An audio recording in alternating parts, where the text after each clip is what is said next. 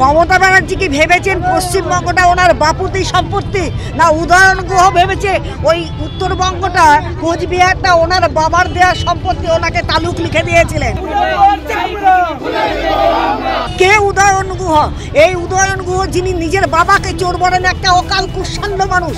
ওই উদয়ন গুহ চোর, ছেচোর, গুন্ডাবাজ, ওখানে গরু চোর থেকে শুরু করে সব কিছু উনি রয়েছেন, ওনাকে গ্রেফতার করতে হবে। কোচবিহারে বিরোধী দলনেতার কনভয়ে হামলার প্রতিবাদে ফুলবাড়িতে টায়ার জ্বালিয়ে পথ অবরোধ বিজেপি। অধিকারীর উপরে যেভাবে হামলা করা হয়েছে পরিকল্পিতভাবে, তারই প্রতিবাদে আমাদের এই আজকে পথ অবরোধ চলছে।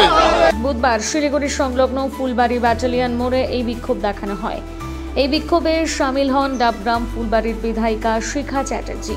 এদিন এই ঘটনায় দোষীদের অবিলম্বে গ্রেপ্তার রাজ্যের পুলিশ মন্ত্রী এবং উত্তরবঙ্গ উন্নয়ন মন্ত্রী উদয়ন গুহর গ্রেপ্তারির দাবি তোলা হয় বিক্ষোভ থেকে।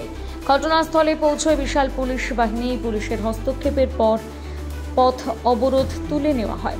উল্লেখ্য, কোচবিহারে বিজেপির বিধায়কের উপর হামলার ঘটনা নিয়ে মঙ্গলবার কোচবিহারের পুলিশ সুপারের সঙ্গে দেখা করতে যান শুভেন্দু অধিকারী।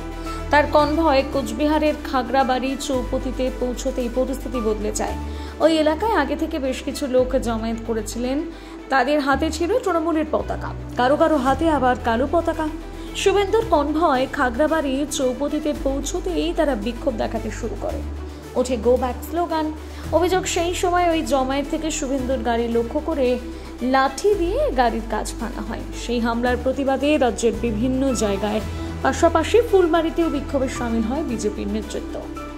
আপনারা জানেন যে কোচবিহারে আমাদের 3 জন এমএলএকে যাচ্ছে তাই এবারে হ্যাকেল করা হয়েছিল। আপনারা জানেন, মারধর করে তাদের গাড়িগুড়ি ভেঙে দেওয়া হয়েছিল। সেইটার জন্য শুভেন্দুদা মানে সকল এমএলএদেরকে নিয়ে 5 তারিখে ওখানে যাওয়ার কথা ছিল, কিন্তু সেটা কোর্ট যেখানে পারমিশন দেয়নি, কোর্ট 5 জনকে পারমিশন দিয়েছে। সেই কোর্টকে মান্যতা দিয়ে শুভেন্দুদা 5 জনকে নিয়ে, লোকাল এমএলএ তাদেরকে নিয়ে এসপির সঙ্গে দেখা করতে যাচ্ছিলেন। রাস্তায় উনি যখন গেলেন, ওনার কিন্তু বিশাল কনভয়ও ছিল না, আমরা কেউ ছিলাম না ওনার সঙ্গে। আশ্চর্যের ব্যাপার, জলপাইগুড়ি থেকে আজকে বহু জায়গায় তাকে হেনস্থা করা হলো। লাস্ট খাগড়াবাড়িতে তার গাড়ি ছিল, সেই গাড়িকে ভেঙে দেওয়া হলো। আমি বুঝতে পারছি না, মাননীয় মুখ্যমন্ত্রী যেখানে তিনি পুলিশ মন্ত্রী, পুলিশ তার কবজায় নেই, এখানে পুলিশরা কোনো কিছু করলো না। এসপি ওখানে রয়েছে, কিন্তু তার আমার মনে হয় তার নির্দেশে আজকে শুভেন্দুদার গাড়ি যেভাবে ভাঙচুর করা হয়েছে, তাকে মেরে ফেলা হচ্ছিল। বুলেট প্রুফ গাড়ি ছিল বলে ভগবানের আশীর্বাদ উনি বেঁচে গেছেন, তা না হলে কিন্তু উনি বাঁচতেন না। মমতা ব্যানার্জি কি ভেবেছেন পশ্চিমবঙ্গটা ওনার বাপুতি সম্পত্তি, না উদয়ন গুহ ভেবেছে ওই উত্তরবঙ্গটা কোচবিহারটা ওনার বাবার দেওয়া সম্পত্তি, ওনাকে তালুক লিখে দিয়েছিলেন? আমি জিজ্ঞেস করতে চাই, কে উদয়ন গুহ? এই উদয়ন গুহ যিনি নিজের বাবাকে চোর বলেন, একটা অকাল কুৎসাণ্ড মানুষ, অকাল কুৎসাণ্ড লোক। সেই লোকটা তৃণমূল কংগ্রেসে গিয়ে রাজা হয়ে গিয়ে ভাবছেন যে এই সমস্ত তালুক আমার। কি ভেবেছে কি এই জিনিস চলতে পারে না? তবুও শুভেন্দু দাস এত কিছুর পরেও, এত হ্যাকেল করার পরেও তিনি কিন্তু এসপির কাছে গিয়ে তিনি জমা দিয়েছেন, ডেপুটেশন জমা দিয়েছেন।